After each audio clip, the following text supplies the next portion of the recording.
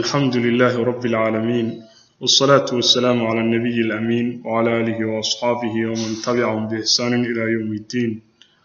أما بعد، معاشر الإخوة، وبرنامج كاني تحنها أها وانكجهد ليني تاريخ الإسلام كقيبتي سجالات ينسو قرني تاريخ نرولات كي النبي عليه الصلاة والسلام يندحذ كجرني gaarahaan magaazidii nabiga calayhi salaatu wasalaam duulaamadii uu qaaday ghazwadii noogu dambeysay waxay ahayd ghazwatu badrin al-kubra oo aan ka soo taariikhaynay min gharaa'ib hada zaman waxa kamid ah dad maanta jooga casrigeenan oo waliba Soomaali ah inay sheegtaan inay yihiin badriyiin waxyaabaha lala yaabo aad iyo aad loola yaabo ayay kamid tahay. qofka hadduu yiraahdo badri baan ahay macnaheedu waxa weeye saxaabadii nabiga calayhi salaatu wasalaam kamida ayaan ah, waliba kuwii ugu fadliga badnaay baan kamid ah. sidaas weeye hadalka macnihiisa, waayo saxaabada nabiga calayhi salaatu wasalaam waxa ugu fadli badan al-khulafaa ar-rashidun afarta Abu Bakr, Umar, Uthman, Ali ayaa ugu fadli badan. kadib waxa ku xiga baqiya al-asharatu al-mubashirin bil janna lixda waxa weeyaan ka soo hartay ayaa ku xigta. badriyiinta ku xiga oo badriyiintu waxa weeyaan dagaalkii badar saxaabadii ka qayb galshay saxaabada nabiga calayhi salaatu wasalaam kuwa ugu fadliga badan ay kamid yihiin. sidaas ay leeyihiin marka badriyiin baan nahay, iyadoo nabiga calayhi salaatu wasalaam laga wariyay marmarka kamida inuu yiri nabiga calayhi salaatu wasalaam caawadan aan joogno laga bilaabo markii ay soo wareegto 100 sano dunida qof caawa nool ma noolaa doono nabigu yiri calayhi salaatu wasalaam. aakhiru man maata min as-sahaba wa ha'a bi ijma' al-ulama, culimadu ay ku ijmaacsan yihiin saxaabigii la oran jiray Abu Tufayl Amir ibn Wathila inuu ugu dambeeyay saxaabadii nabiga calayhi salaatu wasalaam saga ugu dambeeyay, waana bi ijma' al-ulama, culimada ijma' bay ku yihiin laba iskuma khilaafin. xilliga uu geeriyooday saxaabigaasina waxay ahayd waxa la isku khilaafay xilligii marka 100 markii hijradii nabiga laga joogo ilaa 110 intaas ayuu geeriyooday. 102 waa la yiri, 107 waa la yiri, 110 طيب 100 waa la yiri, inta waa la yiri. marka qofkii dheereeyay ilaa 110 طيب ayuu gaarsiiyay. marka min gharaa'ib hada zaman ayay kamid tahay. taas waxay tusaysaa marka dadkaas kadibkooda iyo dajalkooda ayay tusaysaa, marka waa wax iska khuraafaad oo sugnayn. nabiga calayhi salaatu wasalaam ghazwatu badrin al-kubra markuu ka faaruqay 7 maalmood kadib haddana wuxuu qaaday ghazwa ayuu qaaday ghazwatu bani sulaym, ghazwada la yiraahdo oo nabiga calayhi salaatu wasalaam wuxuu ku duulay reer bani sulaym ayuu nabigu ku duulay 3 maalmood ayuu ku dhexnagaaday nabiga calayhi salaatu wasalaam. kadibna waa uu soo noqday wax dagaal lama uusan kulmin nabiga calayhi salaatu wasalaam. ghazwada ku xigta waxa la yiraahdaa ghazwatu sawiq ayaa la yiraahdaa sababkeeduna wuxuu ahaa ilaahi subhanahu wa ta'ala nimankii kufaar quraysh markii lagu warjaafay dagaalkii badar oo 70 laga dilay 70 laga qafaashay. Abu Sufyaan arintaas markay gaartay nadar buu galay ilaa soo dagaalka badar kama qayb galin. soo waliba wuxuu ehelkiisii kula taliyay in iska soo noqdaan waayo dadkii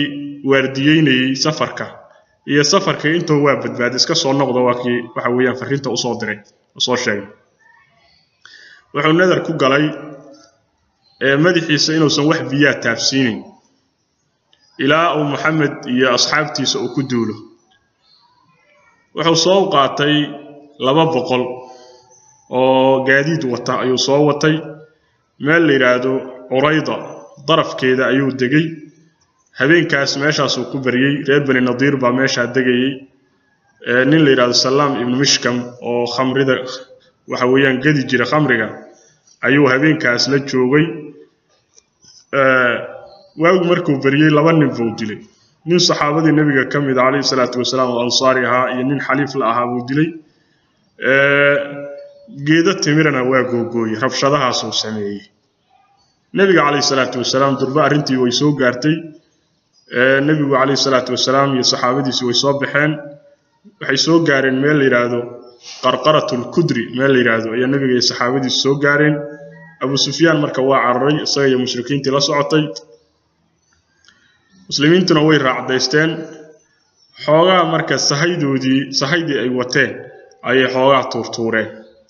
sahaydii wateen oo saloolka sawiiq waa saloolka ama qaloonka waxa la yiraahdo raashinkan la dubay baa la yiraahdaa marka xoogaa bay tuurtuureen sidaas qaswada marka loogu magacaabay qaswatun sawiiq sidaas loo yiri waxayna dhacday sanadii labaad bishii dilxijja ayay dhacday nabiga alayhi salaatu wasalaam waa iska soo noqday magaalada madiina markaas wuxuu uga tagay saxaabigii la oran jiray abu lubaaba ayuu nabigu uga tagay alayhi salaatu wasalaam qaswada ku xigtay waxay ahayd qaswatu di amr qaswada la yiraahdo nabiga alayhi salaatu wasalaam bishii dilxijja wuxuu ku nagaaday magaalada madiina ku nagaaday sanadii saddexaad bilaabatay bisha muharram waa ku nagaaday nabiga alayhi salaatu wasalaam wax duulaana ma qaadin bishii safar ayay dhacday marka tani xagga najdi buu nabiga alayhi salaatu wasalaam duulaanka u qaaday qabiiladii la oran jiray qadafaan ayuu ku duulay hasa ahaatee wax dagaal ah waxa weeyaan kama dhicin oo nabiga lama kulmin alayhi salaatu wasalaam kadibna uu soo noqday qaswada ku xigtay waxay ahayd qaswatu bahraan qaswa la yiraahdo nabiga alayhi salaatu wasalaam bishii rabiicul aakhir ayuu baxay sanadu markay ahayd sanadii saddexaad isagoo baacsanaya quraysh magaalada madiina wuxuu uga tagay abdullah ibn maktum meel bahraan la yiraahdo ayuu soo gaaray wax dagaal lama kulmin nabiga alayhi salaatu wasalaam kadibna uu soo noqday qaswada ku xigtay waxay ahayd qaswatu bani qaynuqaa qaswada la yiraahdo reer bani qaynuqaa waa ahadu tawaa'if al-yahuud bil madiina saan horaba u soo sheegnay saddexdii koox oo yahuud ahayd oo magaalada madiina degi jirtay koox kamid ah nabiga alayhi salaatu wasalaam markuu magaalada madiina yimid wuxuu la galay ballan heshiis buu la galay heshiiskii ka baxeen marka waxay ahaayeen marka dad oo ganacsato ayay ahaayeen reer bani qaynuqaa waliba dhalaalin jiray dahabka 700 oo muqaatil ayay ahaayeen dagaalyahan nabigu waa soo baxay alayhi salaatu wasalaam ballankii markii ka baxeen xisaar buu nabiga alayhi salaatu wasalaam ka qabtay waa gabagabeeyay magaalada madiina wuxuu uga tagay nin bushayr ibn abdul mundir la yiraahdo saxaabi ah xisaar buu ka qabtay 15 maalmood iyo 15 habeen ayaa waxa weeyaan xisaarkaas ay ku jireen kadib waxay ku soo dageen xukunkii nabiga alayhi salaatu wasalaam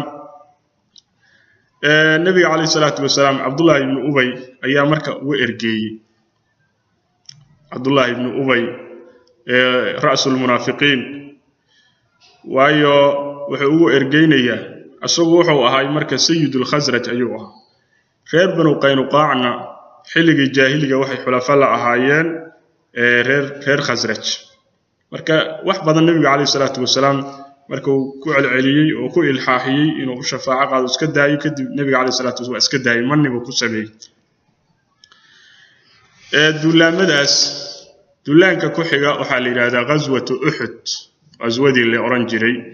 oo qasawaadkii nabiga alayhi salaatu wasalaam qaswadii labaad ugu weyneed qaswatu badr markay dhacday hal sano markii laga soo wareegay ayay dhacday waxaan soo sheegnay qaswatu badr inay dhacday sanadii labaad bishii ramadaan inay dhacday 17keedii qaswatu uhud ayaduna waxay dhacday sanadii saddexaad bishii shawaal 15keedii sida loo badan yahay oo maalmaha la isku khilaafaa shawaal ma 15 bay ahayd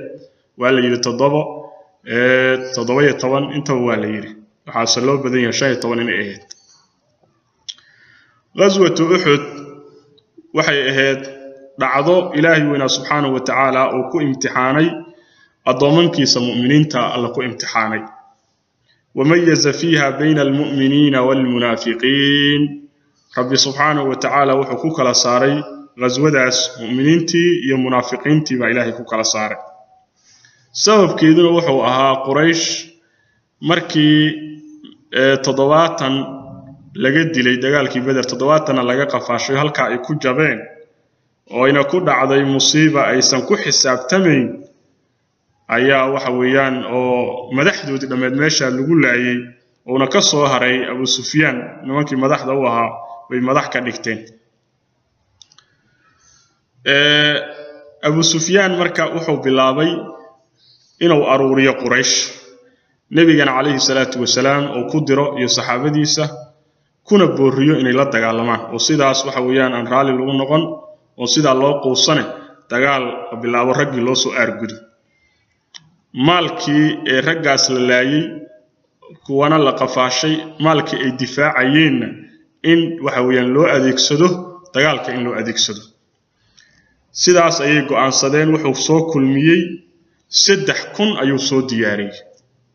3000 oo dagaalyahan oo ka kooban Quraysh iyo waxa weeyaan xulafadii Quraysh iyo axaabish niman la yiraahdo haweenkoodina way soo kaxaysteen si aysan hadda u cararin wuxuu soo qaabilay magaalada Madiina wuxuu degay Uhud buur waxa weeyaan u dhow ayuu degay meel la yiraahdo Aynayn ayuu degay rasuulka calayhi salaatu wasalaam arintaas markay soo gaartay saxaabadiisa ayuu la tashtay laba arin oo kala tashtay in loo baxo cadawgaas oo laga hortago oo banaankaas waxa weeyaan lagu la dagaalamo iyo inay magaalada Madiina isaga nagaadaan maadaama ay ka tira badan yihiin oo magaalada Madiina kula dagaalamaan labada ra'yi ayaa nabiga u soo jeediyay calayhi salaatu wasalaam labaduna hadda waxay tusaysaa labaduba inay banaan yihiin walidaalika hadii magaalo waxa weeyaan cadow ku soo weeraro gaala ay soo weerarto labadu way noo banaantay inaan u baxno oo banaanka kula dagaalano iyo inaan magaalada kula dagaalano difaaciye dhigano magaalada hadaysan mid kamid ah haday xaraam tahay nabiga calayhi salaatu wasalaam uma soo jeediyeen oo ma dhahay labada mid waxa weeyaan doora jamaaca min fudalaa'i saxaaba ayaa u degdegay waliba oo dhalinyaro u badan kuwaas oo waxa weeyaan dagaalkii Badr waxa weeyaan inay u baxaan ay ka fakatay dagaalkii Badr baa seegay marka ciil bay qabeen niman dhalinyaro ah oo sidaas waxa weeyaan ciil u qaba ayaa nabiga calayhi salaatu wasalaam waxay u ishaareen inuu nabiga calayhi salaatu wasalaam u baxo oo waxay yiraahdeen rasuulku ilaahay uu nabixi cadawga aan ka hor tagno طيب in badan ay ku celceliyeen ku ilxaaxiyeen nabiga Abdullah ibn Ubay oo ah ra'iisul munaafiqiin iyo dhowr saxaabadii nabiga kamidana waxay doorteen in magaalada Madiino waxa weeyaan aan marka loo bixin magaalada Madiino in waxa weeyaan duulaanka lagu la dagaalamo nimanka magaalada Madiina dhexdeeda nabigana sidaas uu jeclay calayhi salaatu wasalaam in magaalada Madiino waxa weeyaan lagu la dagaalamo طيب لكن النبي عليه الصلاة والسلام آد بيقول عليا نمكني كدب النبي صلى الله عليه وسلم وأوهن قضي وكعي قربي سعيو قضي وحوسو حرتي عن بربريت كيسي دقالك أيو سوحرت قلب كيسي دقالك أيو سوحرت كدبن وصابح والنبي صابحي أيضا أهنتي لحماتي نمكي دلن يرد أها والنبي عليه الصلاة والسلام كبورين إن لبحه arintii ay la xumaatay israada ama nabiga maaragta arintan aad maaragta ku dirqiseen oo dib ku tahay markaas ay ku yiraan rasuulka ilaahayow hadii aad jeceshahay inaad magaalada Madiina ku nagaatid oo halkan kula dagaalantid sidaas samee markaas nabigu ku yiri calayhi salaatu wasalaam nabi ilaahay soo diray uma bahaboona mar haduu waxirtay qalabkiisa dagaalka inuu dhigo xataa yuqaatila ila u dagaalamo النبي عليه الصلاة والسلام إسلام مركب وحى الله كان نين غير بني النجار كم إذا هو ميدا نبي وكتو كذا عليه الصلاة والسلام ما أنت أصلا مالين جمعة أي إهات مجال المدينة وتجي عبد الله ابن أم مكتوم أيو ملح وادي نبي عليه الصلاة والسلام وصاب حي أحد أيو سوء هذه الصوته 1000 مقاتل كن دجاليهن صوته طريقي مرلغو جري أي عبد الله ابن أبي ورئيس المنافقين تنكي مدحضة وهي يسقرينيي ودنك ظاهر كان مسلمين تكلا سعودي حقه سنة قارضة كلا سعودي أي وحو سميي بقل saddex boqol oo ciidankii nabiga kamida ayuu waxa weeyaan magaalada Madiina ula noqday ula siibtay waayo soo waa nin munaafiq ah gaalada la jira xagga qalbiga gaalada kala jira xagga daahirka laakiin wuxuu iska dhigayaa ruux muslim oo muslimiinta la jira markaad fiirisid ujeedadiisa 3000 ciidan qaabilayo 1000 ah kunkii meel dhex markay sii marayaan hadii hadana 300 ay noqoto ciidankaas moraalkooda jabay asagana dabcan sidaas u rab in waxa weeye ciidanka moraalkooda uu jabiyo tayib markii hore magaalada Madiina ku hari kara laba qabiil oo la yiraahdo Banu Haritha iyo Banu Salima iyagana maalintaas waxa weeyaan waxay ku sigteen ayaguna iska noqdaan oo Ilaahay subhanahu wa ta'ala fi surati al-Imran ayuu kaga hadlay إذ هم الطائفتان منكم أن تفشلا والله وليهما هذا ما دو شيكتا وحستا حلقي أي هميسي لبا كوحو أدنك إذن كميدا بنو حارثة بنو سليم أن تفشلا إن يفشلمان ويفقان ويسكب النقضان ومقالة مدينة النقضان لكن والله وليهما ساسا ربي سبحانه وتعالى إلهي باولي وذي النقضان إلهي بأرهنتو ذا توليه والصغي غير بنو حارثة غير بنو سليم آياداس آد بي أجعلاي وآياد عن كجعلنا سوما دقين بيديه جري صفة وحي كجعلادين والله وليهما والله وليهما طيب markii 300 oo ciidana oo ninkaas waxa weeyaan munaafiq ah oo la noqday waxa ka daba tagay durba Abdullah ibn Amr ibn Haram Jabir ibn Abdullah Abis baa ka daba tagay asagoo canananaya oo ku boorinaya inuu ciidanka soo celiyo oo muslimiinta waxa weeyaan garabkooda oo sanmaanta ka bixin laakiin wuxuu ku yiri law na'lamu annakum tuqatiluna lam narji hadaan ognahay idinku inaad dagaalamaysaan oo meeshan dagaal baan ku ognahay ma iska noqoneen وإن راعي لكن ماشي واحد قالوا كما جينا ساسي طيب لو نعلم قتالا لاتبعناكم طيب ساسا قرآن كنير markay diideen uu iska soo noqday nabiga kaleey salaatu wasalaam intii soo hartay 700 ayuu nabiga kaleey salaatu wasalaam la socday wuxuu la degay shicb Uhud goshiis ayuu degay buurta Uhudna dhabarka ayuu iska mariyay nabiga kaleey salaatu wasalaam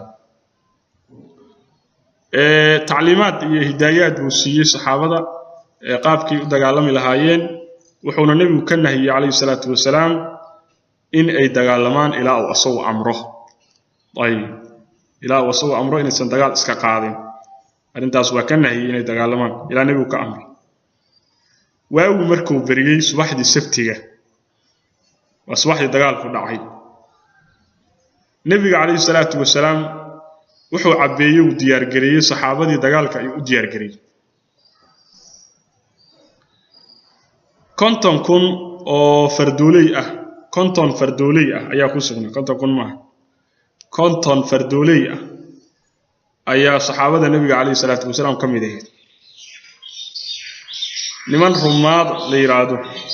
oo shiishka aad u yaqaan ayaa nabiga kaleey salaatu wasalaam wuxuu madax uga dhigay Abdullah ibn Jubayr الأوسي وحونا النبي عليه الصلاة والسلام أو دجيبور أو جبل الرمات ليراد مانت ورتي نمك الرمات أهاي هالكاس وحونا النبي عليه الصلاة والسلام قصقنا هذا ميلنا هو دقاقننا حدان قولي سنو يهدينا لك قولي استئنتوا مسلمين تأدينك هالكا كإل عليه تردارن كاسا النبي عليه الصلاة والسلام وهو مركب بريي النبي عليه الصلاة والسلام صحابتي ودياري آد ولا دردارمي ربنا قرآن كل شيء وإذ غدوت من أهلك تبوئ المؤمنين مقاعد للقتال طيب صحابتي كنت كهد سيدا الشقادة صلى دري وأنا لا دردار من النبي عليه الصلاة والسلام ما لنتاس النبي عليه الصلاة والسلام وحوس كسر دول قشتي لبدرع لبا عن بوربريد أيو نبي صوغش عليه الصلاة والسلام تاسنا مركا وحاليا قادنا إياه وحويان إن أسباب تلقاته إن لقاته إلهنا لا تلصارته سبحانه وتعالى وأي توكل كوحة للاعتماد على الله مع أخذ الأسباب إلهي إن لا تلصارته لسكتيريو أيضا ولبا أسبابتنا أن لقتقي النبي عليه الصلاة والسلام لواقي علنكي وحودي بالمسلمين مصعب ابن عمير maalintaas nabiga waxa loo soo bandhigay sallallahu alayhi wasallam subaxdaas dhalinyaradii ayaa loo soo bandhigay qaar kamida nabiga alayhi salaatu wasalaam waa u idmay qaar kamidna waa celiyay waa u diiday inay raacaan dadkii oo u idmay waxa kamid ahay maalintaas dhalinyaradii oo u idmay inay jihaadka ka qayb qaataan Samura ibn Jundub Rafi' ibn Khadij 15 jir ay ahaayeen dadkii oo maalinta uu radiyay nabiga alayhi salaatu wasalaam oo celiyay waxa kamid ah Usama ibn Zayd ibn Haritha Usayd ibn Dhuhayr Bara ibn Azim Zayd ibn Arqam Zayd ibn Thabit Abdullah ibn Umar Gharaba ibn Aws Amr ibn Hazm kadibna intaba nabigu waxa uu idmay sallallahu alayhi wasallam dagaalkii Khandaq markii qaan gaaray 14 jir ay ahaayeen hadaba inta aan sheegnay laba mas'alo fiqiya ay culimadu ka qaateen masalada koowaad waxay tahay in waxa weeyaan ilmaha yaryar dagaalku dafci ha noqdo talabi ha noqdo ilmaha yaryar oo qaan gaarin in waxa weeyaan la celiyo ayaga ilaa ay ka qaan gaarayaan saas oo hadiga nabiga ahay alayhi salaatu wasalaam dagaalkan Uhudna waliba wuxuu ahaa dagaal dafci ayuu talabi ma ahayn gaalada weerar ah muslimiintu difaaci ku jireen tayib xukunka kale laga qaadanay waxa uu 15 in lagu qaan gaaro laba shay waa la isla ogol yahay qofka hadii mani oo arko biyo ka yimaadaan soo jeeda ha aata soo hurdaya ha noqotay qofkaasi qaan gaaro 15 hadii uu gaarana xadiidka ku cad inuu qofku ku qaan gaarayo shayna waxa la gaar noqday calaama waxa la gaar noqday xanaabilada waxay tahay waxa weeyaan awrada hareeraheeda tinta ka soo baxda qofka hadii u soo dhalato qofkaas inuu qaan gaariyo waxana laga qaatay ghazwatu bani qurayda oo u tagi doonaa nabiga alayhi salaatu wasalaam markii la xukumay oo la yiri kuwada qaan gaarkaana hal laayo inta yaryarna yaan la layno hal adoonsado arintaas markay soo baxday shayga lagu kala saaray qofka qaan gaarka iyo kan qaan gaarka ahayn lagu ogaanayo wuxuu ahaa in marada laga siibo awradiisa la fiiriyo hadii tin ay u soo baxday waa qaan gaar qorta laga jari hadii waxa watiin ay soo bixin waxa weeyaan qof sagiira weey loo ictibaarinay tayib marka tintaasna waxay kamid tahay calaamaadka buluuqa qaan gaarka waxa qofka inuu qaan gaar lagu garto saddexdaas gabadhuna way ku qaan gaartaa hal shay baa gabdhaha lagu dara xayd inay helaan afartaas waa marka gabdhuhu way ku qaan gaarayaan dhankan kale Qurayshtii ayaduna waxa weeyaan waa ay istiyaarisay ciidankeeda way cabaysay waxana soo sheegnay inay 3,000 ahaayeen waxa ku dhex sugnaa 200 oo fartafuul oo fardawata midigtoodii waxay yeeleen Khalid ibn Walid iyo ciidan wato ay dhanka midigta u direen dhanka bidixdaana Ikrima ibn Abi Jahl ay madax uga dhigeen ruuxii ugu horeeyay oo mushrikiinta ku jiro nabiga alayhi salaatu wasalaam iyo saxaabadiisa u soo banbaxa dagaal wuxuu aan leeyahay Abu Amir ar-Rahib ayaa la oran jiray nin mutarahib iska dhigo ahaayo caabid iska dhigdhiga wuxuuna ahaa ra'sul aws fil jaahiliya xilligii jaahiliga ayuu madax u ahay nimankan aws la yiraahdo asaate islaamkii markuu yimid ninkaas sida iska dhigdhigi jiray islaamkii waxa weeyaan ma uusan qaadan oo ilaahay ma waafajin subhanahu wa ta'ala bal wala colaad ayuu muujiyay islaamka iyo muslimiinta iyo nabiga aad buu ula dagaalamay nabigana waa habaaray alayhi salaatu wasalaam wuxuuna u bixiyay nabiga alayhi salaatu wasalaam Abu Amir al-Fasiq meeshii raahib ahayd fasiq buu u bixiyay magaalada Madiina isaga baxay wuxuu tagay Makka ayuu aaday reer Quraysh buu u tagay asagoo waxa weeyaan nabiga alayhi salaatu wasalaam iyo saxaabadiisa ku diray oo ku boorinaya gaaladaas ayagoo waliba ciil qabay inay la dagaalamaan soo booriyay dagaalkii tayib meeshaas ay marka yawmul liqaana wuxuu u sheegay maalinta waxa weeyaan la kulmo in waliba qabiilkiisi Aws inuu waxa weeyaan garabkooda oo yahay oo ku soo dari doono tayib sidaas u ballan qaaday markii uu soo qaabilay safkii dagaalka dhanka Al-Makka ka soo saftay iyo xabiishtii واستعريفيه قوم كيسي أوس أو كسر هرجيده يوسف تعريفيه أصور مركز دولي إني حقي سسوء هذا مركز وحي كويرادي لا أنعم الله لك عين يا فاسق هذا الكاس كويرادي مركز وحي يرأسجنا لقد أصاب قومي بعدي شر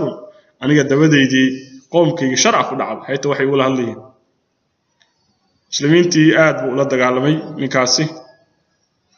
ونكاسنا ونكي يهودا إيا منافقين تي أمر كوسي ويري إن لا ديسو مسجد هي الأورنجري مسجد الضرار طيب وأنا مركان هالكا إمادو قرآن كان أقانان أن فو آخر دوناه ديسو المساجد كاس طيب كدي نواتي إلهي بنا سبحانه وتعالى أو نبي سويسي أو لسود دنيا لسود قوي maalintaas xagga wacdarada muujiyay dagaalka ka muujiyay oo muslimiinta waxa weeyaan kamid ahaa Abu Dujana Simak ibn Kharasha radiyallahu ta'ala anhu saxaabigaas iyo Hamza oo ah am rasuulka sallallahu alayhi wasallam adeerkii ahaa Ali ibn Abi Talib waa kamid ah ragii maalintaas wacdarada muujiyay iyo jamaaca min al-ansar sida Nadr ibn Anas سعد بن ربيع رضي الله عنهم أجمعين فود مركي لا يستري قعنت وحا يا شيء مالنت waxa weeye awalkeedii hore muslimiinta gaaladii waa la jabiyay dabada looga dhacay waa jabeen gaaladii waa carareen muslimiintiina waa raacdaysteen ilaa ay waxa weeyaan gaareen haweenkoodii meel dambe uga soo tageen waa la jabiyay nabi alayhi salatu wasalaam kontonkii rumaada ahaa oo buurta uga tago yiri gadaal ka ilaaliya dhabar jabinta muslimiinta idinka halkan jooga haddaan guuleysanana hanoo imaanina hadina la ka guuleysana hanoo imaanina waxay arkeen gaaladii oo la sii eryanayay bay arkeen markaas ay yiraahdeen al-ghanima war meesha naga dejiyo ghanimada sidaa bay yiraahdeen waa intaas oo la yiraahdo qof walba waxa weeyaan gacanta wuxuu ku haysto ayuu leeyahay bal in dejiya wala guuleystay gaala dib u soo noqomayse Abdullah ibn Jubayr uu la hadlay waa xasuusiyay hadalkii nabiga kaleey salaatu wasalaam nabigu sida soo nama oran waraan joogna buu ku yiri way ka wardiideen 40 baad degtay asagii iyo 19 kaas baa ku haray buurtii oo amarkii Allah iyo rasuulkii qaatay kuwaasna mukhalafa ay la yimaadeen ghaniimadii u ordeen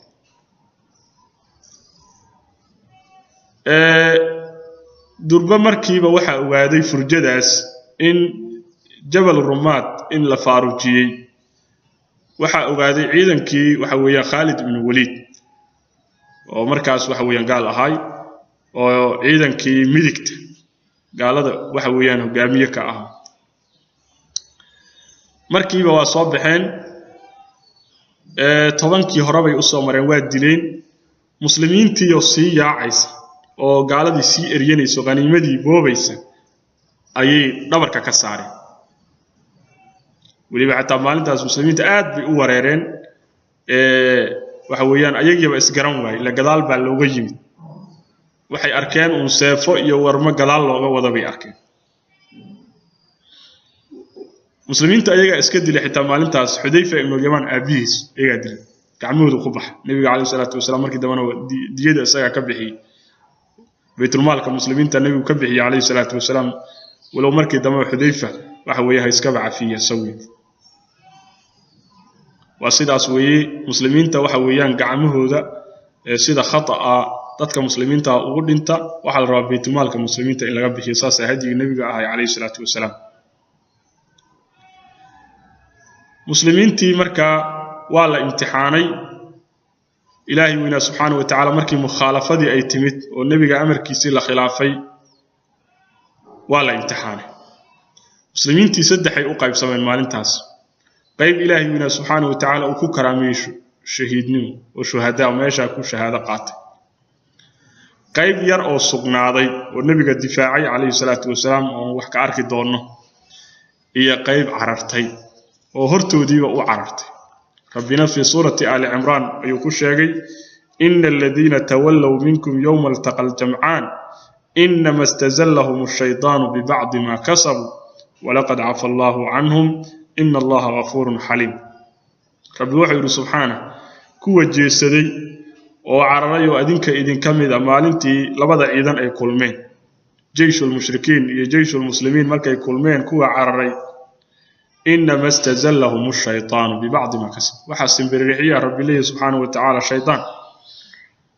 صافك سنبحرين وحي كسبدين إليه مادين مخالفات إليه مادين النبي خلافين عليه الصلاة والسلام رب لكن وحو كوكب قبي آيات ولقد عفى الله عنه إلهي وعفيه حباء ما هيست رب سبحانه وتعالى رب وعفيه قوشة مركي هوري مسلمين تا أيا إلهي سي وحانا تصيّة إلهي ونا سبحانه وتعالى وحي ولقد صدقكم الله وعده إذ تحصونهم بإذنه إلهي ونا وإذن رميي يبوهي نوحو إذن بلن قاضي إلهي وإذن أبيي مركي آد لينيسين قال هذا إلهي إذن كيسي دوني دي سأت كل لينيسين ومركي كوادوي أول نهار حتى إذا فشلتم وتنازعتم في الأمر وعصيتم من بعد ما أراكم إلى مركي وحويا فشلنتين وطبيقدين oo aad doodeen fil amri arrinka aad ku doodeen dood waxay dhex martay waa ragii kontonka ah jabal rumaad sarna qayb waxay yiraahdeen rasuulka amarkiisa aan qaadano meeshan aan ku nagaano yaana mukhalafa la iimaan qaybna waxay yiraahdeen war meeshan waxa weeyaan gaala noo soo noqomaysee waxa weeyaan kuwa waa tala cirdaysanayay aan qaniimadii waxa weey al ghaniima sida biira min ba'di ma araakum ma tuhibbun markii rabbi idin tusay ka gadaan wixii aad jeclaysan nasriga طيب أيضا صدوا وحي تصيصا مسلمين تمركي هراء إلهي بنا سبحانه وتعالى وحي أويا وهي يقولها إنه أفهميه لكن كد مركي مخالفات لي مادين رب سبحانه وتعالى أو امتحاني إسلام مركي بمركي واحد عدي مشركين تي إنه يسود دسان رسولك عليه الصلاة والسلام ما لنت أصلا دبعت وين بقى نبي قارتي عليه الصلاة والسلام وجهي يسيب على الضاوعي راشي يسي نبي عليه الصلاة والسلام ودانك ميدق oo hoose ku tiilay nabiga kaleey salaatu wasalaam wala jabiyay dhagax bal loo jabiyay baydadiisi koofidii waxa weeyaan birta ahayd oo madaxa ugu jirtana lagu jabiyay ilaa ay wajiga ka gashay dhibaatadaas nabiga kaleey salaatu wasalaam ruuxi u geystay Amr ibn Qami'ah wala iraani kii la oran jiray baad culimada kamidana waxay leeyihiin Utba ibn Abi Waqqas Sa'd ibn Waqqas walaalkiis ayuu ahaa maalintaas waxa meesha lagu diray rag aad iyo aad u qiimo badan oo kamid ah Mus'ab ibn Umayr Hamza radiyallahu ta'ala anhu nabiga hortiisa Mus'ab lagu diray waayo calankii weyna ayuu waday nabiga kaleey salaatu wasalaam calankii wuxuu u dhiibay Ali ibn Abi Talib labadii gargar xalqad oo nabiga kaleey salaatu wasalaam wajiga ka gashay cida ka soo siiftay saxaabi ka soo siibay wuxuu ahaa Ubayda ibn Jarrah radiyallahu anhu طيب waa uu qaniinay markaasuu afkiisa ku soo jiiday hatta saqatat thanayatahu ila asagii maaragtay labadiisii fool ay waxa weeyaan ka dhaceen mushrikiintii nabiga kaleey salaatu wasalaam ayay soo gaareen halkaas nabigu meeshuu joogo ayay xoog soo saarayeen muslimiintuna waxa weeyaan waa ay difaacayeen nabiga kaleey salaam in yar baa ku hartay ila 10 ansaari waxa weeyaan maalinta halka ay ku sheeydeen nabiga ayuu difaacay sallallahu alayhi wasallam ragii maalinta wacdarada muujiyo waxa kamid ah Talha ibn Ubaydillah ayaa kamid ah oo aad iyo aad nabiga u difaacay sallallahu alayhi wasallam waxa kamid ah Abu Dujana Simak ibn Kharasha oo gaashaanba nabiga kaleey salaatu wasalaam u ahaay dhanka dambe wuxuu isu dhigay leeyafka nabiga lagu soo tuuro kaleey salaatu wasalaam taasna waxay ku tusaysaa saxaabadu say nabiga kaleey salaatu wasalaam u jeclaayeen leeyafku isu dhigay isagoo dhaqaaqay ragii maalintaas wacdarada muujiyay oo nabiga aad u difaacay waxa kamid ah Sa'd ibn Abi Waqqas radiyallahu anhu والنبي وحو أرني ارمي فداك أبي وأمي تاسو النبي الله عليه الصلاة والسلام ما لنت أصبح الأصيبي صحابي لي قتادة ابن النعمان إيش كان عظيم النبي عليه الصلاة والسلام أيو أكاني صلى الله عليه وسلم نبي أكاني مركز النبي عليه الصلاة والسلام قعنتي سوق لي إيشي مركز وحي نقطة إيشي لبدي سإندود مدة وعاف مات كبدن ونقرح بدن بينات تاسنا معجزة النبي عليه الصلاة والسلام كدب وحا قيلي الشيطان لعنه الله أيا قيلي بأعلى صوتي أيكو قيلي حولي إن محمدا قد قتل ورأي محمد والد لي هذا الكاس فيه إن بدنا مرك هذا الكاس وحويان وسوقار مسلمين تكمل هاي وحوا نيد جبين صحابي أنس بن نضر اللي يرادو أيا وحو صامر قوم أو مسلمين تكمل كواسو نيد جبسن مركز وحو كل ما تنتظرون والمحاد سويسان مركز يرادين قتل رسول الله صلى الله عليه وسلم رسولك إلهي بالدري مركز وحو كل ما تصنعون في الحياة بعده محاد كفليسان نلول دبدي هذا وحدي النبي قيل الدلي قوموا فموتوا على ما مات عليه استاغا دنتا وحي النبي كل انت صلى الله عليه وسلم مركز قال دي قابلي وعكوري من سعد بن معاذ رضي الله تعالى عنه مركز وحو كل يا سعد والله إني لا أجد ريح الجنة من دون أحد والله إني لا أجد ريح الجنة والله إلهي بان قدرتي وحان هليا جنة أذي جدي عرفتي دي أيان هليا من دون أحد سكدت فقاتل حتى قتل رضي الله عنه وهذا قال لما إلى الدلي مركز وحال الله هلي مركز دنب أيضا كتالو تضباطا ضربه أيضا كتالو سيف ولا جرام واي إلى قبل ولا شيء سأجرتي وهو ينفريس أيكو جرتي مسألة هذا مركز وحال مسألة الإنغماس ومسألة بناون قفك إنه وحويان عدو كتر بدن هل قف سوى إنه ويره ومركز وحويان عدو ورنكيس وديله ما هو ورنك هذا إنه كديله تصبح الانغماس بالإرادة مسألة بناون طيب أنس بن مالك رضي الله تعالى عنه وحورنجري وحنكون شيء يسجرني آيات القرآن كان من المؤمنين رجال صدقوا ما عاهدوا الله عليه فمنهم من قضى نحبه ومنهم من ينتظر وما بدلوا تبديلا آيات إني كسو دكتي أنس بن النضر أيام كل شيء يسجرني maalintaas ragga la dhaawacay waxa kamid ah Cabdiraxmaan ibn Awf ila 20 dhaawac ba soo gaartay qayr kamid ah waxa weeyaan ka gaareen dhaawacyadaas qaar kamid ah waxay ka gaareen lugta ay ka gaareen ila lugtii waxa weey ka jiisowday ila uu dhintay rasuulka kaleey salaatu wasalaam wuxuu soo qaabilay xagga muslimiinta ruuxi koowaad oo garta wuxuu ahaay Ka'b ibn Malik radiyallahu anhu فصاح بأعلى صوته أي قرء قيلي يا معشر المسلمين أبشروا هذا رسول الله صلى الله عليه وسلم مسلمين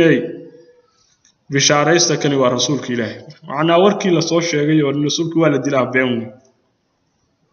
رسولك مركز إشارة عليه الصلاة والسلام أن اسكت أمس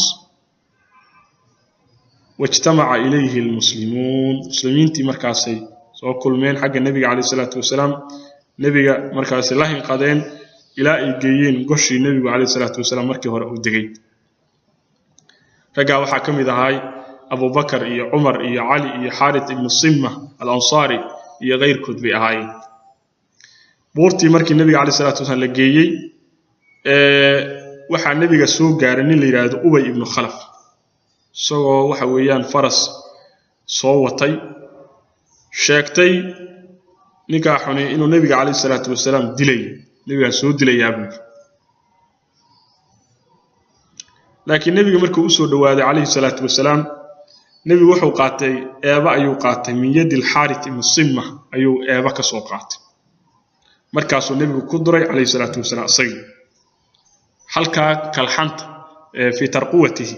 ayay ka gashay eebadii waa noqday isagoo waxa weeyaan jabay oo wixii uu doonayay aan helin dhibaata ay soo gaartay marka aad soo u cabaaday ayuu mushrikiintii u tagay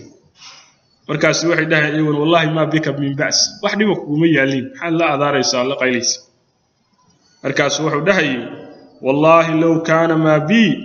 bi ahli dil majaz lamatu ajma'u الله ku dhaartay waxa aniga igu sugan oo dib ah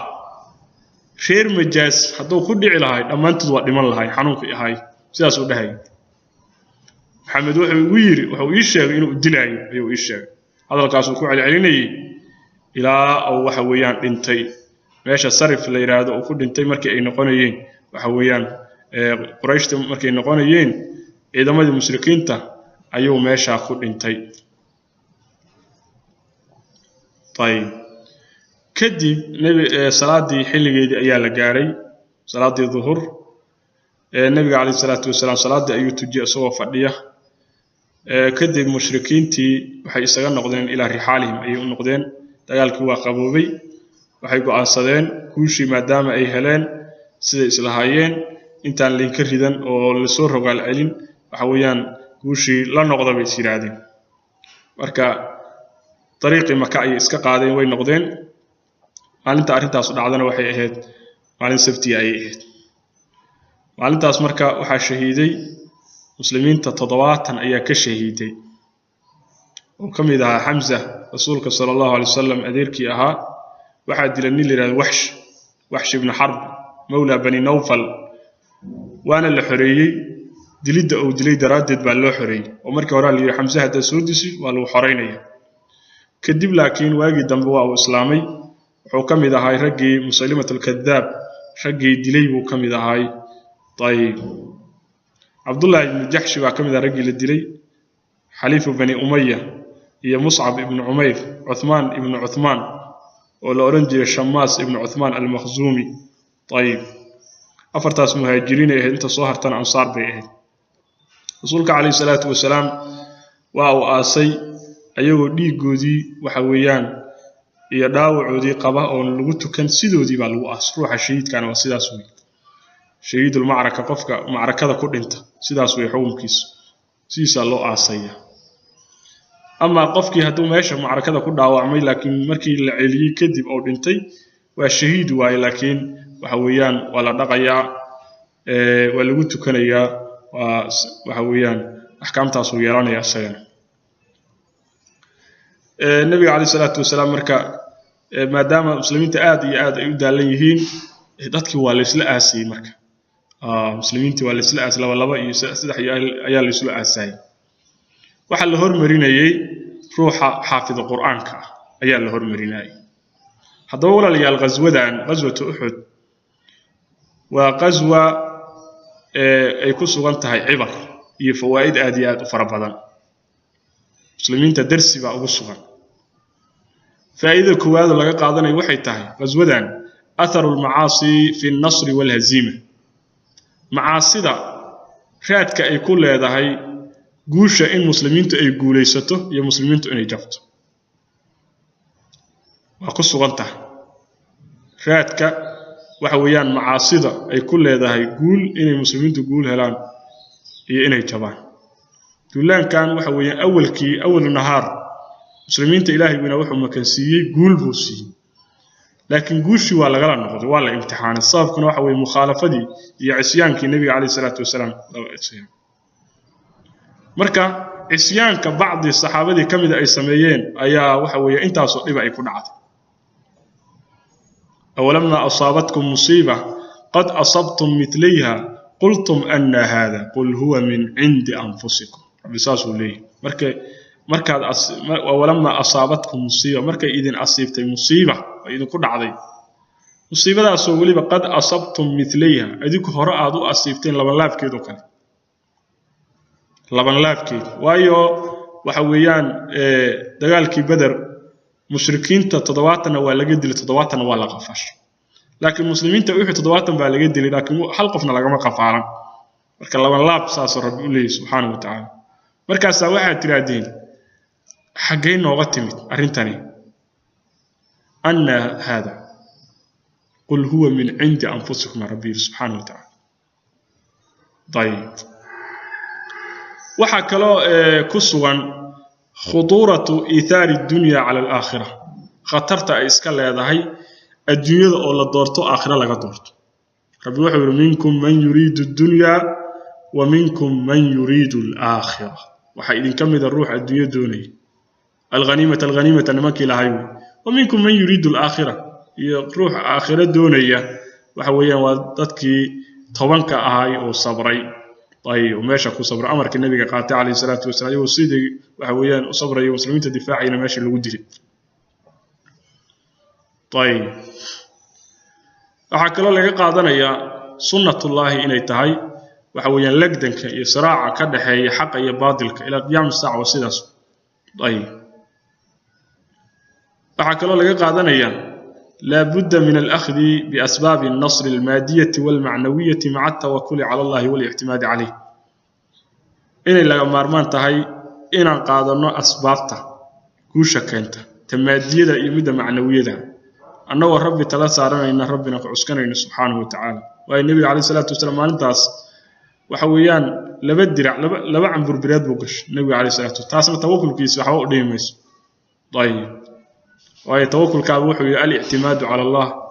مع أخذ الأسباب إلهي إن لسكوتيري الاعتماد على الله أيضا أسبابتنا لقادنا أعكلوا قصوا غزوة نصر يقوش الله إنه أسكله سبحانه وتعالى وما النصر إلا من عند الله نصر يقوش الله أكتيس أمبوك هذا نصر بالله ويسا يدمات كيسا بيد الله يكسويه أحد كلا أو ملكية أو نصر يقول كيني كلا مجر طيب فحكى خصوصا كيفية معالجة الأخطاء أخطاء ذي يقابك وحويان يقابك لو داويين وخصوصا انتهي أحكى خصوصا لغا قادنا يا سنة الله في رسوله ويتهي الابتلاء إلا امتحان رسوش نبي قال الامتحان عليه الصلاة والسلام أريداس امتحان كان مركب وظاهر في فصول هذه الغزوة غزوة فصول شيء ظاهر مثلا وعلى امتحان ضدك مسلمين تا يوحوي النبي عليه الصلاة والسلام وحلقة قادنا يعني النبي عليه الصلاة والسلام ذكاء جيسي عقل جيسي بدنا حكمة جيسي شجاعة جيسي ثبات جيسي سيد النبي وأصغنا عليه الصلاة والسلام عجيب وصندق الآخر انت وعلقة قادنا عقل وعلقة قادنا يا تقديم الرسول رسولك هرمرينتيس عليه الصلاة والسلام قفك حافظ القرآن كا وهرمريني عند الدفن مركي لآسي مسلمين صحابتي وعيتوصي يساوي دليل أتهي مكانة إيا شرفت أسكالي قفك حافظ القرآن كا طيب معركة عن أو أدحيسي مشركين تا إيا مسلمين تا أدحيسي ودحمرتي صوب كيدا الرئيسي جاي وحوها إن ربي سبحانه وتعالى أو كوكا لصاره مؤمنك وحوي إيمانك يسأرون يهي هي منافقة بين لوغة صابك الرئيسي كاسوة طيب عاكلو خصوصا تقرير مبدأ الشورى خصوصا تاي نبي هدي سيكم إلهت صلى الله عليه وسلم من الله شوريه صحابة ديس ما أنت كلمة ديني انت سأيك اكتاي والله سبحانه وتعالى أعلم صلى الله وسلم وبارك على نبينا محمد